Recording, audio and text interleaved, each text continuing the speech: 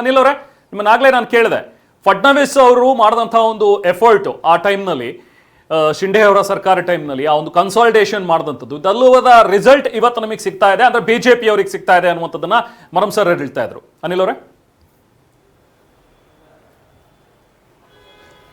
Hello. Yes please go head. ನೋಡ್ರಿ, ಮಹಾರಾಷ್ಟ್ರ ಒಳಗೆ ಒಂದು ಮಾತು ಹೇಳ್ತೀವಿ, ಭಾರತೀಯ ಜನತಾ ಪಾರ್ಟಿನವರು ಯಾವಾಗ ಇಲೆಕ್ಷನ್ ಬರ್ತೈತೆ ಅವಾಗ ಪ್ರಿಪ್ರೇಷನ್ ಮಾಡೋದಿಲ್ಲ. ಇಲೆಕ್ಷನ್ ಮುಗಿದ್ಮೇಲೆ ನೆಕ್ಸ್ಟ್ ಡೇನೆ ನಮ್ಮ ಸಂಘಟನಾವನ್ನು ಕೆಲಸವನ್ನು ಶುರು ಮಾಡ್ತೀವಿ. ಒಟ್ಟಾರಾಗಿ 24x7 ನಮ್ಮ ಕಾರ್ಯಕರ್ತರು ಕೆಲಸ ಒಳಗಿರ್ತಾರೆ. ಕಾಂಗ್ರೆಸ್ನವರು ಅಥವಾ ಬಾಕಿ ಪಕ್ಷನವರು ಯಾವಾಗ ಇಲೆಕ್ಷನ್ ಸಮೀಪ ಬಂದಾಗ ಇವರು ಇಲೆಕ್ಷನ್ ತಯಾರಿ ಮಾಡ್ತಾರೆ. ಹೀಗಾಗಿ ಒಟ್ಟಾರಾಗಿ ಹೇಳ್ಬೇಕಂದ್ರೆ ನಮ್ಮ ಸಂಘಟನೆ ಈ ಮುಂಬೈ ಇಲೆಕ್ಷನ್ ಇರಲಿ, ಮಹಾರಾಷ್ಟ್ರ ಇಲೆಕ್ಷನ್ ಇರಲಿ, ಆ ಸಂಘಟನೆಗೆ ಕ್ರೆಡಿಟ್ ಹೋಗ್ತದೆ. ವಿಶೇಷವಾಗಿ ಫಡ್ನವೀಸ್ ಅವರು ಯಾವಾಗ ಇಲೆಕ್ಷನ್ ಗೆದ್ದ ಮೇಲೆ ನೆಕ್ಸ್ಟ್ ಇಲೆಕ್ಷನ್ ತಯಾರಿ ಶುರು ಮಾಡಿಬಿಟ್ರು. ಹೀಗಾಗಿ ಇವ್ರು ಯಾವಾಗ ಇಲೆಕ್ಷನ್ ಬಂದಾಗ ತಯಾರಿ ಮಾಡ್ತಾರೋ, ನಮ್ಮವರು ಇಲೆಕ್ಷನ್ ಮುಗಿದ ಮೇಲೆ ನೆಕ್ಸ್ಟ್ ಇಲೆಕ್ಷನ್ ತಯಾರಿನೂ ಶುರು ಮಾಡ್ತಾರೆ. ಒಟ್ಟಾರಾಗಿ ನೋಡಿ, ಈಗ ಮಹಾರಾಷ್ಟ್ರ ಇಲೆಕ್ಷನ್ ಇರಲಿ ಅಥವಾ ವಿಶೇಷವಾಗಿ ಮುಂಬೈ ಇಲೆಕ್ಷನ್ ನೋಡ್ಲಿಕ್ಕೆ ಹೋದ್ರೆ ಈಗಾಗಲೇ ಅವರು ವೋಟ್ ಚೂರಿ ಅಂತ ಹೇಳಿರು. ವೋಟ್ ಚೂರಿ ಆಗಲಿಕ್ಕೆ ಸಾಧ್ಯ ಇಲ್ಲ. ಯಾಕಂದ್ರೆ ಬೂತ್ ಒಳಗೆ ಅವ್ರದ ಒಬ್ಬ ಏಜೆಂಟ್ ಇರ್ತಾನೆ, ಅವು ಎಲ್ಲ ನೋಡ್ಕೊಂತಿರ್ತಾನೆ. ಅವಾಗೇನು ಮಲ್ಕೊಂಡಿರ್ತಾರೆ ಇವರು, ಸುಳ್ಳ ಏನ್ರಿ ಹೇಳ್ಕೊಂತ ಅಡ್ಡಾಡೋದು. ಈಗ ನೇರವಾಗಿ ಮುಂಬೈ ಒಳಗೆ ಭಾರತೀಯ ಜನತಾ ಪಾರ್ಟಿ ಮಹಾಪೌರ ಆಗೋದು ಸಿದ್ಧತೆ ಆತು. ಒಟ್ಟಾರಾಗಿ ಕಾಂಗ್ರೆಸ್ ಈಗ ನಮ್ಮ ಸ್ಪರ್ಧೆ ಯಾರ ಜೋಡಿ ಅದ ಅಂತ ಶಿವಸೇನಾ ಜೋಡಿ ಅದ. ಕಾಂಗ್ರೆಸ್ ಜೋಡಿ ನಮ್ಮ ಸ್ಪರ್ಧೆ ಇಲ್ಲ ಈಗ ಸದ್ಯ. ಕಾಂಗ್ರೆಸ್ನವರು ಈಗ ಲೆಕ್ಕ ಒಳಗೆ ಇಲ್ಲ. ಈ ಇಡೀ ಕಾಂಗ್ರೆಸ್ ಮುಕ್ತ ಭಾರತ ಆಗಿದೆ, ಮಹಾರಾಷ್ಟ್ರ ಕಾಂಗ್ರೆಸ್ ಮುಕ್ತ ಆಗಿದೆ. ಈಗ ನಮ್ಮ ಸ್ಪರ್ಧೆ ಇರೋದು ಯಾರ ಜೋಡಿ? ಶಿವಸೇನಾ ಜೋಡಿ. ಶಿವಸೇನಾ ಅವ್ರದ್ದು ತಪ್ಪು ಏನಾಗಿತ್ತಂದ್ರೆ ಅವ್ರು ಹೋಗಿ ನೇರವಾಗಿ ಕಾಂಗ್ರೆಸ್ನವ್ರು ಜಾಯಿನ್ ಆದ್ರು, ಮುಖ್ಯಮಂತ್ರಿ ಆದರು. ಹೀಗಾಗಿ ನಮ್ಮ ಬಾಳಾಸಾಹೇಬ್ ಠಾಕ್ರೆ ಅವ್ರದ್ದು ಏನು ಕನಸಿತ್ತು ಎಲ್ಲ ಕನಸನ್ನು ಮಣ್ಣನ್ನು ಹಾಕಿ ಅವರು ಮುಖ್ಯಮಂತ್ರಿ ಆಗ್ಲಿಕ್ಕೆ ಅಂದ್ರೆ ಬೆನ್ಕೆ ನೀವು ಹೇಳೋದು ಕಾಂಗ್ರೆಸ್ ಮುಕ್ತ ಮಾಡ್ಬಿಟ್ವಿ, ಈಗ ನೆಕ್ಸ್ಟ್ ಶಿವಸೇನೆ ಮುಕ್ತ ಮಾಡ್ತೀವಿ ಅಂತನ. ಎಲ್ರನ್ನೂ ಮುಕ್ತ ಮಾಡ್ಕೊಂಡು ಹೋಗ್ಬಿಟ್ರಿ. ಹೆಂಗೆ ಇದು ಕತೆ? ಆ ಸಿಂಗಲ್ ಪಾರ್ಟಿ ಇಟ್ಕೊಂಡ್ರೆ ಏನಾಗತ್ತೆ ಅವಾಗ? ಡೆಮೋಕ್ರಸಿ ಯಾವಾಗ ಕಾಂಗ್ರೆಸ್ ಜೋಡಿ ಇರ್ತೈತಿ ಕೇಳ್ರಿ ನಾವು ಏನಂತೀವಿ. ಎಸ್, ಬಂದೆ ಒಂದು ನಿಮಿಷ. ಮುಂಬೈನಲ್ಲಿ ಠಾಕ್ರೆ ಕೋಟೆ ಚಿತ್ರ ಮಾಡಿದೆ ಈಗ ಬಿಜೆಪಿ. ಶಿಂಡೆ ಫಡ್ನವೀಸ್ ತಂತ್ರಕ್ಕೆ ಉದ್ಧವ್ ಡೀಸ್ ಆಗಿದೆ ಅವರ ಪಕ್ಷ. ಮುಂಬೈನಲ್ಲಿ ಬಿಜೆಪಿ ಶತಕಕ್ಕೆ ಇನ್ನು ಒಂದು ಸ್ಥಾನ ಬಾಕಿ. ಅಂದ್ರೆ ಒಟ್ಟು 99ರಲ್ಲಿ ಈಗಾಗಲೇ ಮುನ್ನಡೆಯಲ್ಲಿದ್ದಾರೆ ಅವರು. ಇನ್ನು ಸೆಂಚುರಿ ಬಾರ್ಸಕ್ಕೆ ಇನ್ನೊಂದು ಸ್ಥಾನ, ಅದು ಕೂಡ ಇನ್ನೇನು ಕೆಲವೇ ಹೊತ್ತಿನಲ್ಲಿ ಆಗುವಂತ ಲಕ್ಷಣಗಳೇ ಇವೆ. ಟ್ರೆಂಡ್ ನೋಡ್ತಾ ಹೋದ್ರೆ 2017 ದಾಖಲೆ ಮುನ್ನುಗ್ತಾ ಇದೆ ಅಫ್ಕೋರ್ಸ್ ಬಿಜೆಪಿ. ಎಸ್ ಭವ್ಯ ಅವರೇ, ನೀವು ಮಾತಾಡ್ತಾ ಇದ್ರಿ. ಸಾರಿ, ಆಗ್ಲೇ ಆಡಿಯೋ ಮ್ಯೂಟ್ ಆಗಿತ್ತು. Please continue. ಎಸ್. ಈಗ ತಾನೇ ಅವ್ರು ಹೇಳ್ತಾ ಇದ್ರು ಏನು ಇಂಡಿಯಾ ಅಲಯನ್ಸ್ ಅಲ್ಲಿ ನಾವು ನಮ್ಮ ಪಾರ್ಟ್ನರ್ಸ್ ಮಾತ್ ಕೇಳ್ತೀವಿ ಅಂತ. ಒಂದು ಅಲಯನ್ಸ್ ಅಂತ ಬಂದ್ಮೇಲೆ we treat them also as partners ಅಲ್ವಾ? ಅಲ್ಲ, ಒಬ್ಬ ಲೀಡ್ ಅನ್ನೋದು ಇರುತ್ತಲ್ಲ ಅನ್ನೋದವರು. ಈಗ ಇಂಡಿಯಾದಲ್ಲಿ ಹೇಗೆ ಬಿಜೆಪಿ ಲೀಡ್ ಮಾಡುತ್ತೋ, ಇಂಡಿಯಾದಲ್ಲಿ ಕಾಂಗ್ರೆಸ್ ಆತರ ಲೀಡ್ ಮಾಡ್ತಿಲ್ಲ ಅನ್ನೋದು. Yes please. ಬಿಜೆಪಿ ಅಲ್ಲಿ ಲೀಡ್ ಮಾಡ್ತಿಲ್ಲ. ನಾನು ಹೇಳ್ತೀನಿ, ಬಿಜೆಪಿ ಅವರ ಪಾರ್ಟ್ನರ್ಸ್ ನ ಯಾವ ರೀತಿ ಟ್ರೀಟ್ ಮಾಡುತ್ತೆ ಅಂದ್ರೆ, ಅವ್ರ ಹತ್ರ ಕಮ್ಮಿ ಸೀಟ್ ಇದ್ರೆ ಗುಲಾಮರ್ ತರ, ಅವ್ರ ಹತ್ರ ಜಾಸ್ತಿ ಸೀಟ್ ಇದ್ರೆ ಇವರೇ ಗುಲಾಮರ್ ತರ. ಫಾರ್ ಎಕ್ಸಾಂಪಲ್ ಚಂದ್ರಬಾಬು ನಾಯ್ಡು, ನಿತೀಶ್ ಕುಮಾರ್, ಇವ್ರು ಇಲ್ಲ ಅಂದಿದ್ರೆ ಇವತ್ತು ಇವರು ಪ್ರೈಮ್ ಮಿನಿಸ್ಟರ್ ಆಗಿ ಕೂತಿರ್ತಿರ್ಲಿಲ್ಲ. ನಿಮ್ಗೂ ಗೊತ್ತದು. ಅವರ ಹತ್ರ ಗುಲಾಮರಾದ್ರು. ಅವರಿಗೆ ಕೊಟ್ಟಂತಹ ಸ್ಪೆಷಲ್ ಪ್ಯಾಕೇಜಸ್ ಗಳು ಗೊತ್ತು ನಿಮಗೆ, ಯಾವ ರೀತಿ ಬೆಂಡ್ ಆದ್ರು ಅವ್ರ ಹತ್ರ ಅಂತ. ಸೊ ಇವರು ನಮ್ಗೆ ಪಾರ್ಟ್ನರ್ಸ್ ಜೊತೆ ಹೇಗ್ ಟ್ರೀಟ್ ಮಾಡ್ಬೇಕು ಅಥವಾ ಹೇಗೆ ಬಿಹೇವ್ ಮಾಡ್ಬೇಕು ಅಂತ ಹೇಳುವಂತಹ ಯಾವುದೇ ಒಂದು ನೈತಿಕತೆ ಇಲ್ಲ. ಇವರು ಸಣ್ಣ ಪುಟ್ಟ ಪಾರ್ಟ್ನರ್ ಗಳನ್ನ ಗುಲಾಮರ್ ತರ ಟ್ರೀಟ್ ಮಾಡ್ತಾರೆ. ಯಾವಾಗ ಅವ್ರ ಕುತ್ತಿಗೆಗೆ ಬರುತ್ತೆ, ಯಾವಾಗ ಅವರ ಅಧಿಕಾರ ಒಂದಿರುತ್ತೆ, ಇವರೇ ಗುಲಾಮರ್ ಆಗ್ತಾರೆ. ಅದು NDA alliance for you. Very clear. ಇಡೀ ದೇಶ ನೋಡಿದೆ ಅದನ್ನ. ಇವತ್ತು ಹೌದು ಕಾಂಗ್ರೆಸ್ ಸರಿಯಾಗಿ ಪರ್ಫಾರ್ಮ್ ಮಾಡದೇ ಇರಬಹುದು. ಇದರಲ್ಲಿ ವೋಟ್ ಚೋರಿ, election commission is a very important role. Election commission ಬಹಳ ಕೆಟ್ಟು ಹೋಗಿದೆ ನಮ್ಮ ದೇಶದಲ್ಲಿ. ಇದು ಪ್ರಜಾಪ್ರಭುತ್ವಕ್ಕೆ ಮಾರಕ. ಇದನ್ನ ನೀವು ಕೂಡ ಮೀಡಿಯಾದವರಾಗಿ ನೀವು ಕೂಡ ಎತ್ತಿ ಹಿಡಿಬೇಕು, ನಾವು ಅಪೋಸಿಷನ್ ಆಗಿ ಎತ್ತಿ ಹಿಡಿಬೇಕು. ಇಲ್ದಿದ್ರೆ ಈ ದೇಶದಲ್ಲಿ ಪ್ರಜಾಪ್ರಭುತ್ವ ಉಳಿಯೋದಿಲ್ಲ. ಅವ್ರು ಹೇಳ್ತಾ ಇದ್ರು ಏನಂತ, ಈ ಹಿಂದೆ ನಮ್ಮ ದೇಶದ ತರ ಯಾವುದೇ ಒಂದು ಎಲೆಕ್ಷನ್ ಕಮಿಷನ್ ಇಲ್ಲ ಅಂತ. ಹೌದು, ಅದ್ ಯಾವ ಟೈಮಲ್ಲಿ? TN ಶೇಷನ್ ಅವ್ರ ಟೈಮಲ್ಲಿ. ಇವಾಗಲ್ಲ. ಇವಾಗ ಎಲೆಕ್ಷನ್ ಕಮಿಷನ್ ಪಪ್ಪೆಟ್ ಆಗಿದೆ. ಪಪ್ಪೆಟ್ ಗಿಂತ ಪೆಟ್ ಅಂತಾನೆ ಹೇಳ್ತೀನಿ ನಾನು. ಈ ಸಾಕು ಪ್ರಾಣಿಗಳಿರುತ್ತಲ್ಲ, ಹಂಗಾಗಿದೆ. ಎಲೆಕ್ಷನ್ ಕಮಿಷನ್ ಆಗ್ಬೋದು, IT ಆಗ್ಬೋದು, ED ಆಗ್ಬೋದು, ಪ್ರತಿಯೊಂದು ಅವ್ರು ಹೇಳಿ ಚೂ ಬಿಟ್ಟಿದ ತಕ್ಷಣ ಹೋಗಿ ಕಚ್ಚುವಂತಹ ಒಂದು ಆರ್ಗನೈಸೇಷನ್ಗಳಾಗಿದೆ. ಅದ್ ನಿಮ್ಗೂ ಗೊತ್ತು, ನಮ್ಗೂ ಗೊತ್ತು. ITED ಅಂತೂ ಬಿಡಿ, ಅದು ಲೆಟ್ ಮಿ ನಾಟ್ ಡಿವಿಯೇಟ್. ನಿಮ್ಗೂ ಗೊತ್ತು 96% ಬರೀ ಅಪೋಸಿಷನ್ ಲೀಡರ್ಸ್ ಮೇಲೆ ಇದೆ ಇವತ್ತು ಕೇಸ್ಗಳು. 197 ಕೇಸಲ್ಲಿ ಒಂದು ಮಾತ್ರನೇ ಕನ್ವಿಕ್ಷನ್ ಆಗಿರೋದು.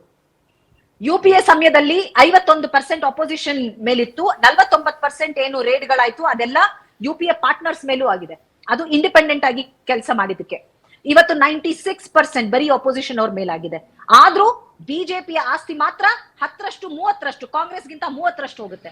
ನೀವೇ ಯೋಚನೆ ಮಾಡ್ಕೊಳ್ಳಿ, ಇದೆಲ್ಲ ಏನಾದ್ರೂ ಸೆನ್ಸ್ ಮಾಡುತ್ತಾ ಅಂತ. Election commission today is behaving like BJP's pet. It's as simple as that. Congress performance ಬಗ್ಗೆ ಮಾತಾಡಿದ್ರಿ, ಹೌದು ನಾವು ಪರ್ಫಾರ್ಮ್ ಮಾಡಿಲ್ಲ ಇರ್ಬೋದು, ನೀವ್ ಹೇಳುತ್ತೆಲ್ಲ ನಾವು ಕೂಡ ತಗೋತೀವಿ, ನೆಕ್ಸ್ಟ್ ಟೈಮ್ ನಾವು ತಿದ್ಕೋತೀವಿ. ಹಾಗಂತ ಈ ವಿಷಯವನ್ನ ತುಂಬಾ ನೆಕ್ಸ್ಟ್ ಟೈಮ್ ಗಳಾಗೋಯ್ತಾ ಅಂತ ಹೇಳಿ ಅಷ್ಟೇ. ನಿಮಗೆ ನಮ್ಮ ಡಿಸಪಾಯಿಂಟ್ಮೆಂಟ್ ಅನ್ನೋದನ್ನ ಹೇಳ್ಬಿಡಿ. ಜನರಿಗೆ ನೀವೇನ್ ಮಾಡ್ತಾ ಇದೀರಿ, ರಿವೈವ್ ಆಗೋದಕ್ಕೆ ನೀವೇನ್ ಮಾಡ್ತಾ ಇದೀರಿ ಆಸ್ ಎ ಪಾರ್ಟಿ, ಅಂಡ್ ಜನರು ಯಾಕೆ ನಿಮ್ಮ ಹತ್ರ ತಿರುಗಿ ನೋಡ್ತಾ ಇಲ್ಲ, ಯಾಕೆ ಟರ್ನ್ಔಟ್ ಆಗ್ತಾ ಇಲ್ಲ, ನಿಮಗೆ ಓಟು ಜನ ಯಾಕೆ ನಿಮ್ ಕಡೆ ಬರ್ತಾ ಇಲ್ಲ ಅನ್ನೋದು ಪ್ರಶ್ನೆ ಇದು. ಎಸ್ ಭವ್ಯ ಅವರೇ, ರಿವೈವ್ ಆಗೋದಕ್ಕೆ ನಾವು ಆರ್ಗನೈಸೇಷನ್ ಅಲ್ಲಿ ಏನೇನ್ ಚೇಂಜಸ್ ಮಾಡ್ಬೇಕು ಪ್ರತಿಯೊಂದು ಮಾಡ್ತಾ ಇದೀವಿ. ಸ್ಟೇಟ್ ಲೆವೆಲ್ ಮಾಡ್ತಾ ಇದೀವಿ, ನ್ಯಾಷನಲ್ ಲೆವೆಲ್ ಮಾಡ್ತಾ ಇದೀವಿ ಅಲ್ವಾ. ಈಗ ಆ ರೀತಿ ನೋಡಕ್ ಹೋದ್ರೆ ಕರ್ನಾಟಕ ಬಿಜೆಪಿ ಬಗ್ಗೆ ಮಾತಾಡಿ, ಅವ್ರಿಗೊಂದ್ ಪಾದಯಾತ್ರೆ ಸರಿಯಾಗಿ ಮಾಡಕ್ ಆಗ್ತಿಲ್ಲ, ಯಾಕೆಂದ್ರೆ ಒಬ್ಬೊಬ್ರು ಪಾದ ಒಂದೊಂದ್ ಕಡೆ ಹೋಗುತ್ತೆ ಅಲ್ವಾ. ಸೊ ಪ್ರತಿಯೊಂದು ಪಾರ್ಟಿಯಲ್ಲೂ ಅದರದೇ ಆದ ರಿವೈವಲ್ ಬಹಳ ಮುಖ್ಯ ಇದೆ. ಸೊ ನಾವು ಮಾಡ್ತೀವಿ. ನಿಮ್ಮ ಏನು as a media whatever you people suggest, ಖಂಡಿತ we will take it into consideration. ಹಾಗಂತ ನಾವೇನು ಮಾಡ್ತಿಲ್ಲ, ಇವ್ರು ವರ್ಕೆ ಮಾಡ್ತಿಲ್ಲ, ಜನಗಳಿಗೆ ಇದೆ ಇಲ್ಲ ಅಂತ ಅಲ್ಲ. ಇಷ್ಟು ವರ್ಷ ಈ ದೇಶದ ಅತಿ ಹಳೆಯ ಪಾರ್ಟಿ ನಮ್ದು, ಗ್ರ್ಯಾಂಡ್ ಓಲ್ಡ್ ಪಾರ್ಟಿ. ಕಾಂಗ್ರೆಸ್ ಮುಕ್ತ ಅಂತ ಹೇಳ್ತಾರೆ. ಮಹಾರಾಷ್ಟ್ರ ಮಾತ್ರ ಅಲ್ಲ, ಭಾರತದಿಂದನೂ ಕಾಂಗ್ರೆಸ್ ಮುಕ್ತ ಮಾಡ್ತೀವಿ ಅಂತ ಹೊರಟಿದ್ದಾರೆ. ಎಕ್ಸಾಕ್ಟ್ಲಿ. ಇವತ್ತು ಬಿಜೆಪಿ ಇದೆ ಅಂದ್ರೆ ಅದಕ್ಕೆ ಕಾಂಗ್ರೆಸ್ ಕಾರಣ. ಅವ್ರು ಅದನ್ನ ಮರ್ತು ಬಿಟ್ಟಿದ್ದಾರೆ. ಅವ್ರು ಅನ್ಕೊಂಡಿದ್ದಾರೆ ಈ ದೇಶದಲ್ಲಿ ಸರ್ವಾಧಿಕಾರ ನಡೆಸಬೇಕು ಅನ್ಕೊಂಡ್ಬಿಟ್ಟಿದ್ದಾರೆ, ಎಲ್ಲರನ್ನೂ ಮುಕ್ತ ಮಾಡಿಸಿ. ಅದು ಅವ್ರ ಬೇಸಿಕ್ ಅಂಡರ್ಸ್ಟ್ಯಾಂಡಿಂಗ್ ಇಲ್ಲ. ಈ ದೇಶದ ಕಂಬ ಏನು, ಡೆಮಾಕ್ರಸಿ ಏನು ಅಂತ ಅವ್ರಿಗೆ ಅಷ್ಟು ಸೆನ್ಸ್ ಇಲ್ಲ. ಕಾಂಗ್ರೆಸ್ ಮುಕ್ತ ಭಾರತ, ಶಿವಸೇನಾ ಮುಕ್ತ ಭಾರತ, ಆ ಭಾರತ ಈ ಭಾರತ, ನೋ. ನಮ್ಮ ಭಾರತ ಪ್ರಜಾಪ್ರಭುತ್ವದ ಭಾರತ. ಇಲ್ಲಿ ಮಲ್ಟಿ ಪಾರ್ಟಿ ಇರ್ಬೇಕು, ಬಿಜೆಪಿ ಇರ್ಬೇಕು, ನಮ್ಗೆ ನೆಕ್ಸ್ಟ್ ಅವರು ಅಪೋಸಿಷನ್ ಅಲ್ಲಿ ಇರ್ಬೇಕು. ಅವರಿಗೆ ದೇಶನೇ ಅರ್ಥ ಆಗಿಲ್ಲ, ನಮ್ಮ ದೇಶ ನಮ್ಮ ಸಂವಿಧಾನದಲ್ಲಿ ಇರುವಂತಹ 1% ಕೂಡ ಅರ್ಥ ಆಗಿಲ್ಲ ಅಂತ ಅರ್ಥ. ಓಕೆ ಭವ್ಯ ಅವರು, ಒಂದೇ ನಿಮಿಷ. Anil Benke want to react. ಹೇಳಿ ಅನಿಲ್ ಬೆನ್ಕೆ ಅವರು. ಎಸ್ ನೀವು ಹೇಳ್ತಾ ಇದ್ದೀರಿ.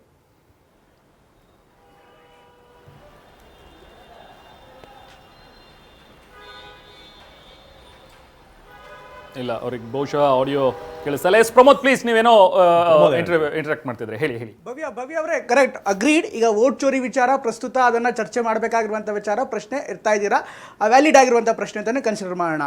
ಅಪಾರ್ಟ್ ಫ್ರಮ್ ದೇಟ್, ನೀವೊಬ್ಬ ಕಾಂಗ್ರೆಸ್ ನಾಯಕರಾಗಿ, ಕಾಂಗ್ರೆಸ್ ಕಾರ್ಯಕರ್ತರಾಗಿ ನೀವು ಮುಂಬೈ ಸೇರಿದಂತೆ ಈಗ ರಿವೈವ್ ಮಾಡಬೇಕು ಅಂದರೆ ವಾಟ್ ಆರ್ ದ 3 ಕ್ವೆಶ್ಚನ್ಸ್ ಅವರ 3 ಸಲಹೆ, ನಿಮ್ಮ 3 ಸಲಹೆಗಳೇನು, ಏನು ಮಾಡಬೇಕು ಅನಿಸುತ್ತೆ ನಿಮಗೆ? ಕಾರ್ಯಕರ್ತರಾಗಿ ಕಾಂಗ್ರೆಸ್ಸನ್ನು ಹೇಗೆ ಬಿಲ್ಡ್ ಮಾಡಬೇಕು ಅನಿಸುತ್ತೆ? ಇದೆಲ್ಲ ಪಕ್ಕಕ್ಕಿಟ್ಬೋಣ ಒಂದ್ಸರಿ, ಈ ವೋಟ್ ಚೋರಿ ಪಕ್ಕಕ್ಕಿಟ್ಬೋಣ ಅಥವಾ ಇದನ್ನೆಲ್ಲ ಪಕ್ಕಕ್ಕಿಟ್ಬೋಣ, ಅದನ್ನು ಹೋರಾಟ ಮಾಡುವಂಥದ್ದು ನೀವು ಮಾಡಿ. ಅದಲ್ಲದೆ ಒಂದು ಆರ್ಗನೈಸೇಷನಲ್ ಆಗಿ, ಜೊತೆಗೆ ಚುನಾವಣಾ ಪೊಲಿಟಿಕ್ಸ್ ಆಗಿ, ಜೊತೆಗೆ ಆಸ್ ಎ ಪಾರ್ಟಿ ಕನ್ಸ್ಟ್ರಕ್ಟಿವ್ ಆಗಿ ಏನು ಮಾಡಬೇಕು ಅನಿಸುತ್ತೆ? ನಿಮ್ಮ ನಾಯಕತ್ವಕ್ಕೆ ನಿಮ್ಮ ಸಲಹೆ ಏನು? ಪ್ಲೀಸ್ ಟೆಲ್ ಮಿ ದಟ್, ಅದನ್ನು ಹೇಳಿ ನಮಗೆ. ಸರ್, ನಮ್ಮ ಕಾರ್ಯಕರ್ತರು ನೋ ಮ್ಯಾಟರ್ ವಾಟ್, ಅವರು ಫೀಲ್ಡ್ ಅಲ್ಲಿ ಇದ್ದಾರೆ, ಅವರ ಕೆಲಸ ಅವರು ಮಾಡ್ತಾ ಇದ್ದಾರೆ. ಆರ್ಗನೈಸೇಷನ್ ರಿವೈವಲ್ ಮಾಡೋದು ನಮ್ಮ ನಾಯಕರುಗಳು ಮಾಡ್ತಾ ಇದ್ದಾರೆ.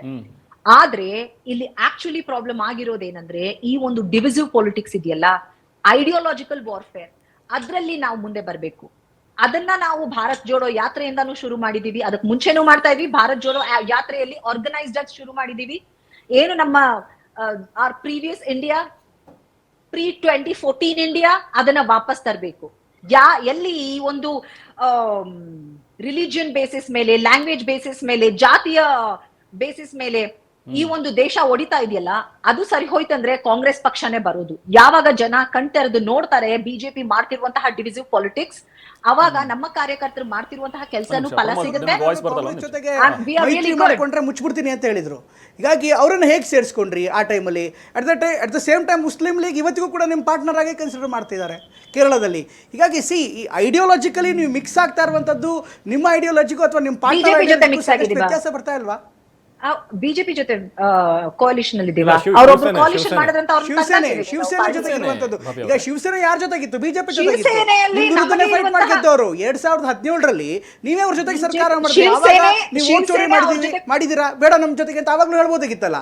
ಯಾವಾಗ ನಿಮ್ಗೆ ಅಧಿಕಾರ ಅಂತ ಬಂದಾಗ ಅವ್ರನ್ನ ಜೊತೆಗೆ ಸೇರಿಸ್ಕೊಂಡ್ರಿ. And they are never ever ideologically ನಿಮ್ಗೆ ಹತ್ರ ಇದ್ರು. Yes Shivsena is not BJP. ಅದೇ BJP. ಅವಾಗ ಕಳೆದ ಬಾರಿ ಈಗ 2017ರಲ್ಲಿ ಅವ್ರ ಜೊತೆಗೆ ತಾನೆ JDS ಶಿವಸೇನೆ ವಾಸ್ ಇಲ್ಲಿ ಮೋರ್ JDS ಅಗ್ರೆಸಿವ್ ಅವ್ರು ಹೇಗೆ? BJP at that time. Shivsena Bala Saheb Thackeray ಅವರು ಬಿಜೆಪಿ ನಾಯಕರಿಗಿಂತ ಅಗ್ರೆಸಿವ್ ಆಗಿ ಹಿಂದುತ್ವದ ಬಗ್ಗೆ ಮಾತಾಡ್ತಾ ಇದ್ರು. ಈಗ ಜೆಡಿಎಸ್ ಬಿಜೆಪಿ ಮೈತ್ರಿ ಇದೆಯಲ್ಲ, ಜೆಡಿಎಸ್ ಅವರು ಸೆಕ್ಯುಲರ್ ಅನ್ಕೊಂಡು ಈಗ ಯಾವ ರೀತಿ ಚೇಂಜ್ ಆದ್ರಲ್ಲ ಅದನ್ನ ಪ್ರಶ್ನೆ ಮಾಡಿದೀರಾ?